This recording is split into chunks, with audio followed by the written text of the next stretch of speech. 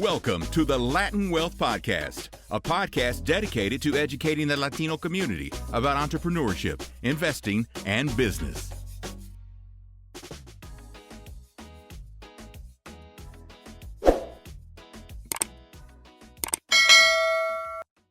Yo, what's going on, Latin Wealth family? Welcome to another episode to the Latin Wealth Podcast. Excited to jump on today's episode as we're going to be discussing a couple different critical topics, right? Number one, we're going to be diving into the financial consequences of sports betting.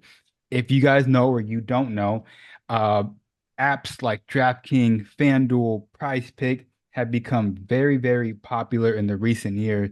And we're going to be diving into some of the consequences of sports betting and the sports betting apps as a whole.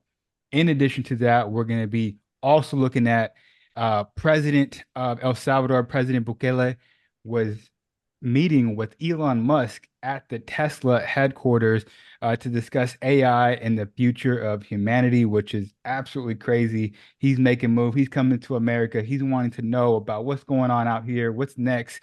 How can we improve our country? So we're going to be discussing that. And we're also going to be diving into and finding out which company is recognized as a top employer for Latino leaders by the National Diversity Council. This one company that has been recognized by them, and we're going to acknowledge them and kind of break down what they're doing later on in the episode. So make sure you stay to the end to find out which company that is. And as always, welcome back, our guy Jeremiah. How you feeling? How you doing today? Feeling good, bro. I'm excited about these moves, and I'm excited about talking about Bukele. It's a big deal. Let's get it. 100%. And we're also excited about the Latin Wealth Summit, which is October 12th and 13th. My guy Jeremiah is going to be on one of the panels.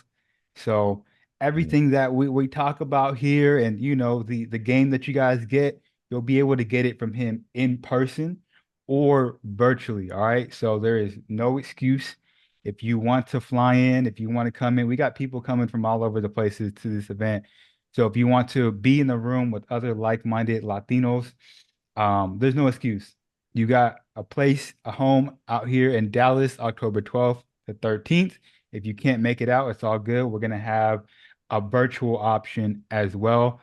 Link in the bio is going to be for ticket sales. You can go to latinwealthsummit.com. And you'll see, once you go to the website, you'll see all the speakers that are being announced right now. We have about 13 different speakers that are going to be speaking at the event. So if you're not there, I don't know what to tell you.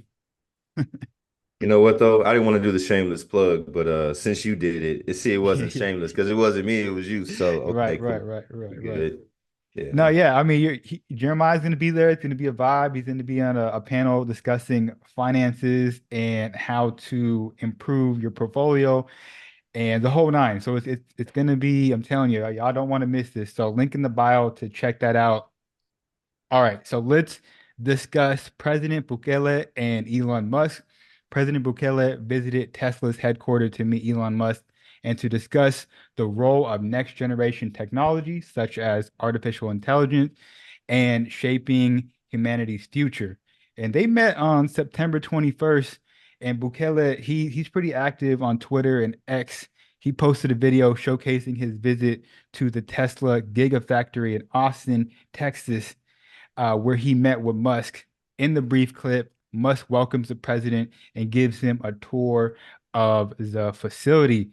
And we know when it comes to El Salvador is that they are constantly looking for ways to improve, constantly looking for ways to stay ahead of the curve. You know, they had the adoption, the Main Street adoption of Bitcoin to counter rising inflation and reduce dependency on the US dollar. El Salvador is now betting on AI and other technology for revenue generation in the future. So Musk also followed up and he said it was an amazing meeting and he gave praises to President Bukele as he's a great leader. What are your thoughts about this, Jeremiah? There's a couple. Number one, anytime that you get praise from Elon, you're probably doing something that's Yeah. pretty remarkable. He doesn't give praise very often, and albeit people will say whatever you say about Elon, you can't deny that he's a remarkable person. Mm, Definitely done some inspirational things and things that are game changing and just human nature, right? Humankind. So that's number one. Number two is I think it's funny that like that little dig that he did because he said he's an excellent leader. I think mm, there's always subtle attempts by Elon to talk about our political system because he says that I mm, mean, I know people see the Trump and right. the alignment with him and stuff like that, but sometimes I honestly think that he doesn't align with either side. And I think it's kind of weird to me that he's meeting with Bukele, because he aligns more with Elon's thought process, the way that he handles the country, the way that he's advanced El Salvador. I think that that's phenomenal.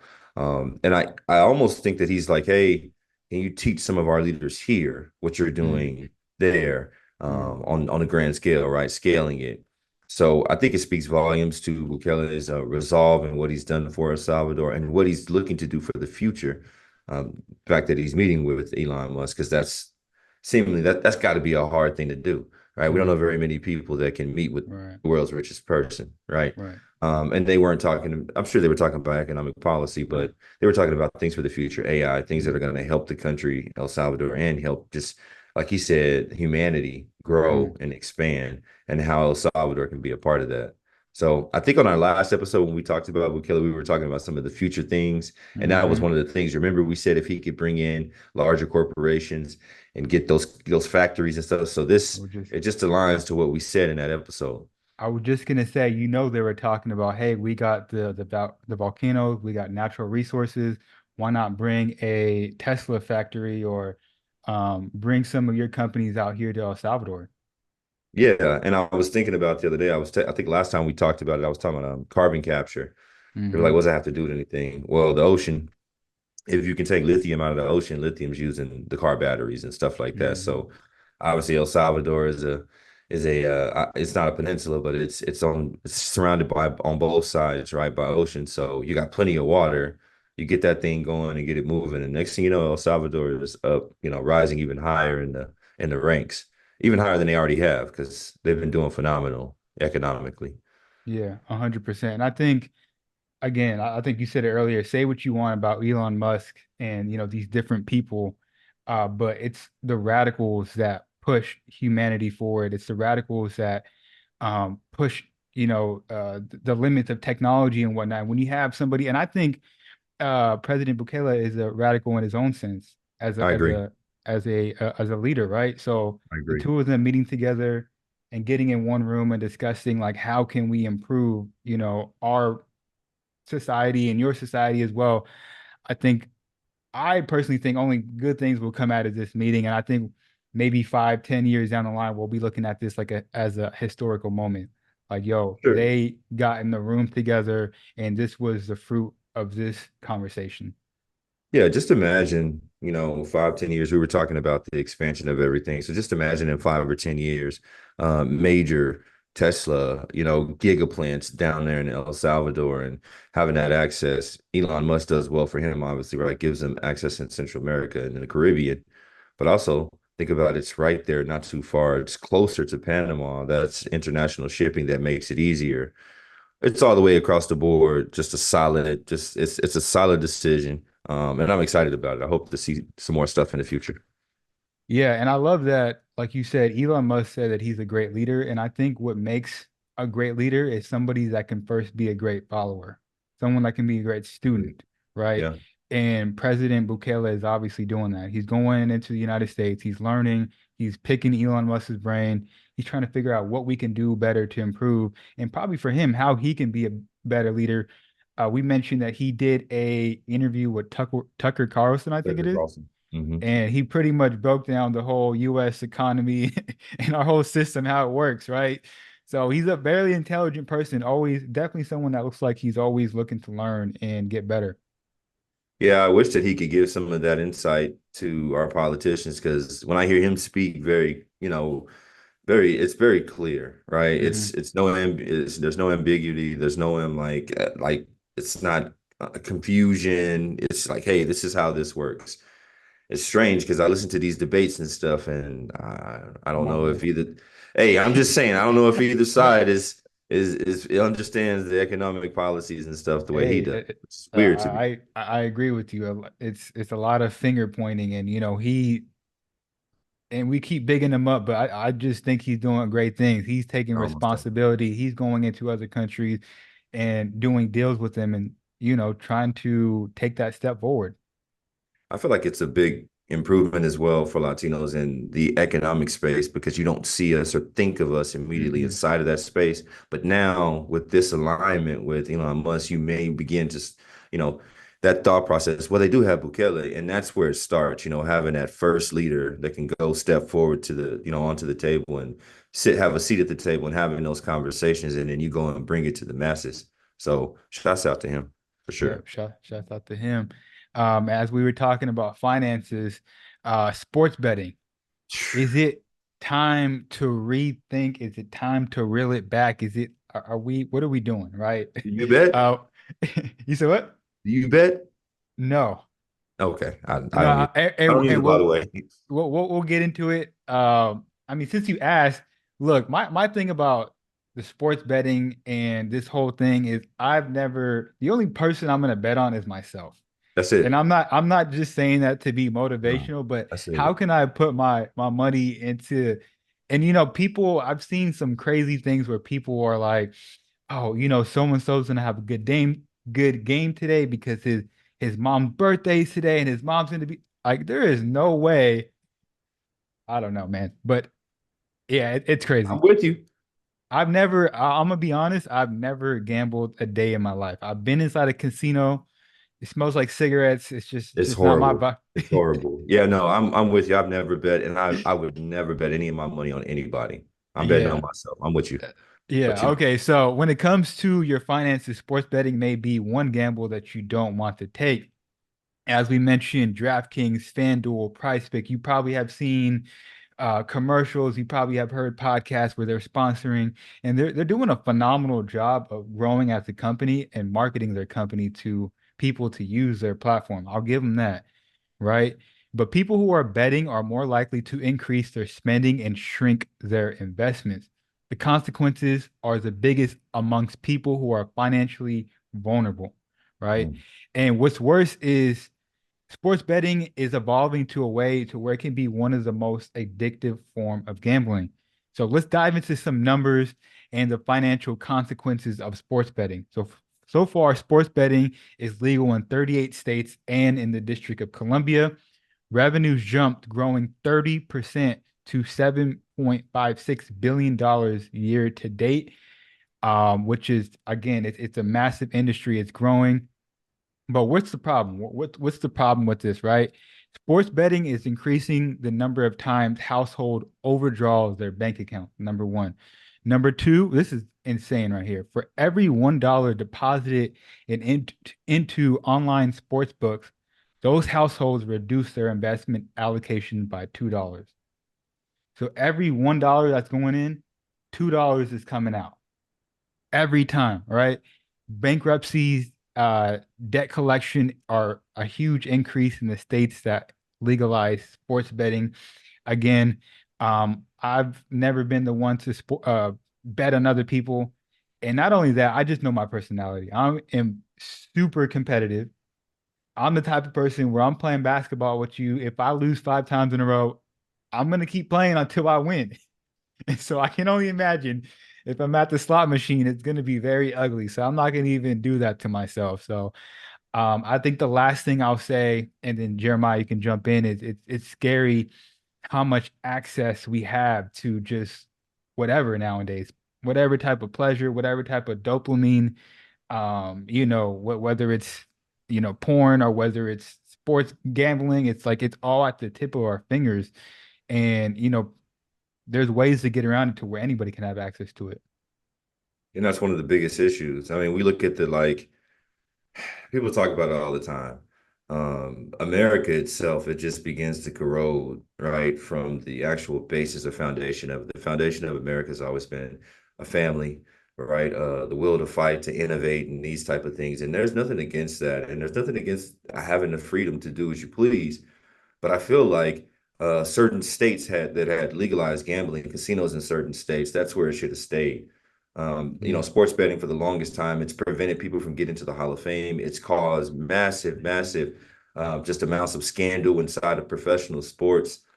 And the accessibility of having that, it just begins to eat away at people. Like you said, every $1, you're putting $2 out toward the gambling, right? Mm. And just myself, I've seen it destroy families. I've seen people bet, and Mm. this was like horse races and dogs, and numbers, which is illegal or whatever. But Mm. this was back then, and now you see it, and it's on the forefront, making massive amounts of money.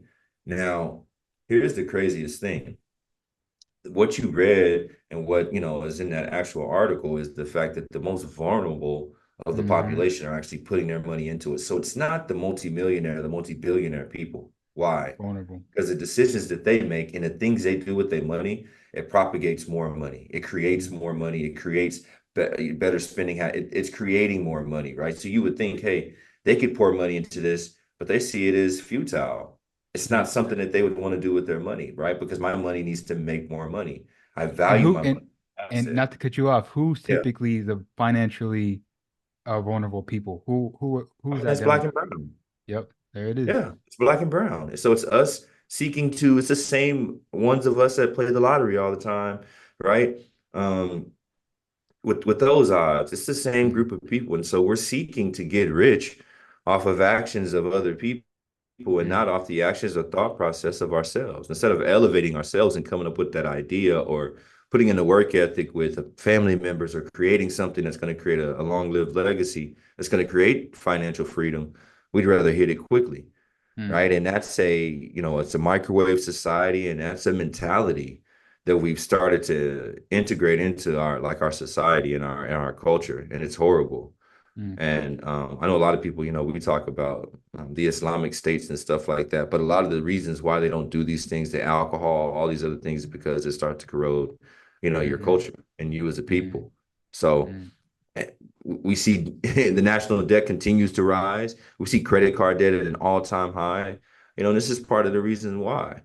And I don't know if there's been a study done or if Congress or whoever, if they sat and actually looked at the decisions that they're making, but a lot of the economic turmoil and the things that we do are caused by decisions like that. Like, hey, I made sports betting legal in this state.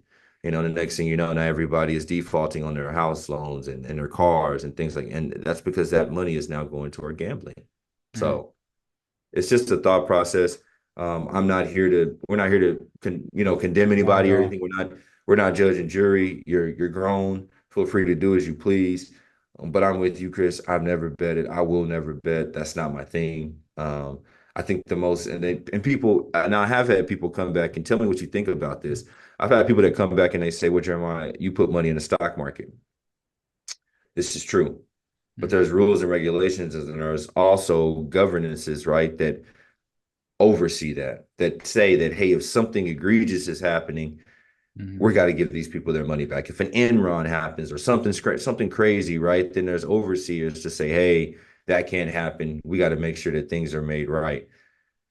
I don't know if anybody's going to give you your money back when you overbet or you bet your mortgage on a the football game on Sunday. On LeBron. Yeah. Yeah, don't do it. No, Don't. don't Yeah. do it 100%. And there's a massive difference between betting on a sports team and investing in a company. I mean, we can probably do a whole episode on that, right? Yeah, I mean, and that's what's crazy is also to the detriment of investing or having money that we're talking about, like in the Latin Wealth Summit, when we're speaking about how to create that foundation. People don't have the money, right? Mm. So now you're not investing. And I even saw an article outside of this one where people are taking, instead of investing into their equities, into the EFTs and things like that, they're investing into sports betting. So they're Mm. taking their money, right? Hmm. And you see an outflow from stock and equities and an inflow into sports betting. It's crazy. Insane. And it's an interesting dichotomy that, if you are a professional athlete, I don't know the exact rules, but essentially you can't bet on any Can't bet. sports, right? Can't bet. Yeah. But as soon as it goes to a commercial, it's DraftKings, where, isn't that not weird?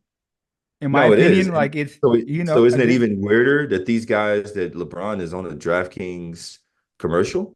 very true. I just thought about that. Can't bet himself. And this is the thing. Come on, let's be honest, right? LeBron's not gonna bet, but and maybe not Rich Paul because he's an agent, but Mav can.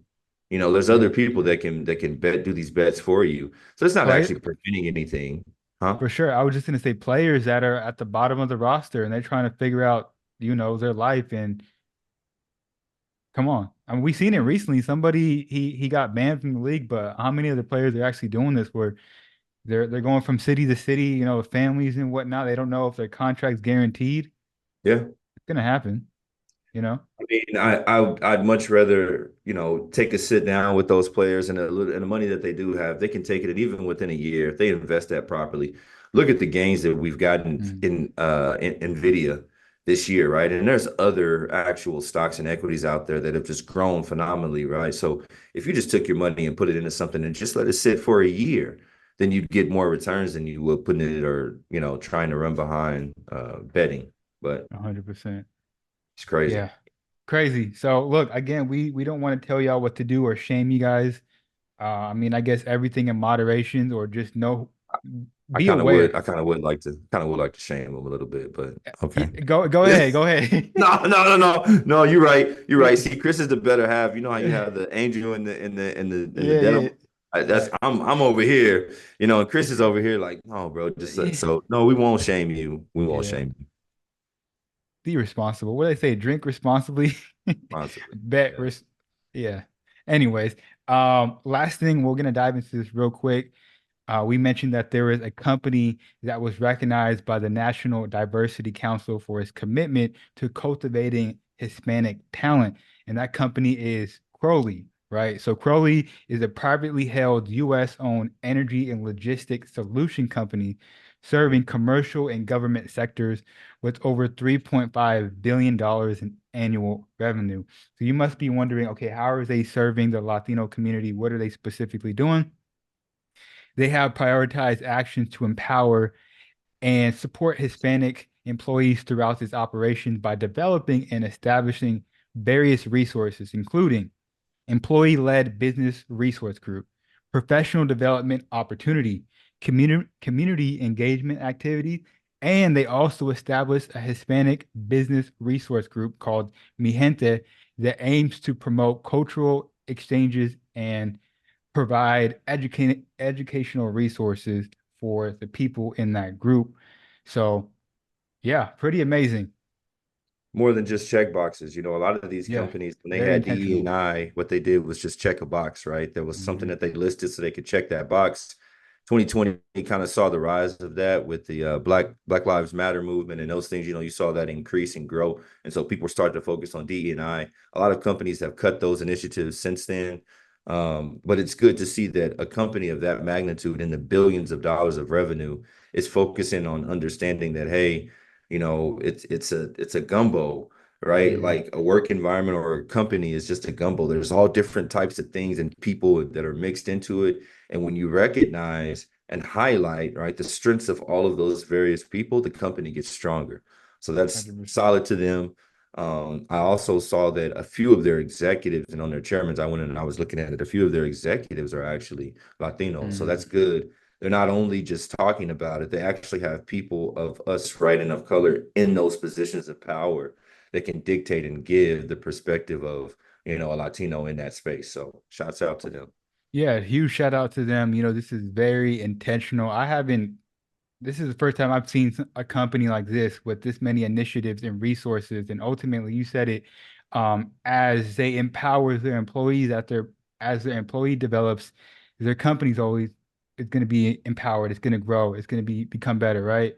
Yeah. So yeah, this is huge. No, it's a phenomenal step forward. And hopefully they're the role model, right? Or the template for other companies to follow behind because, it's good to see that you don't have to keep doing the status quo, that you can mix Mm, in diversity, right? And with that, you gain strength. And with that, you gain more market share and you make more money. So I like this. Hopefully, this is something that continues to grow throughout, different industries. 100%. Last thing, just one last reminder, October 12th, 13th, Latin Mo Summit, tickets in the description. You're going to see the people on stage. You're going to see the different panels. You're going to see the people in the room, and you're going to be like, yo, this is what Latinos look like. That's all I have to say. All right. So love is love. See y'all in the next one. Peace. Peace, guys.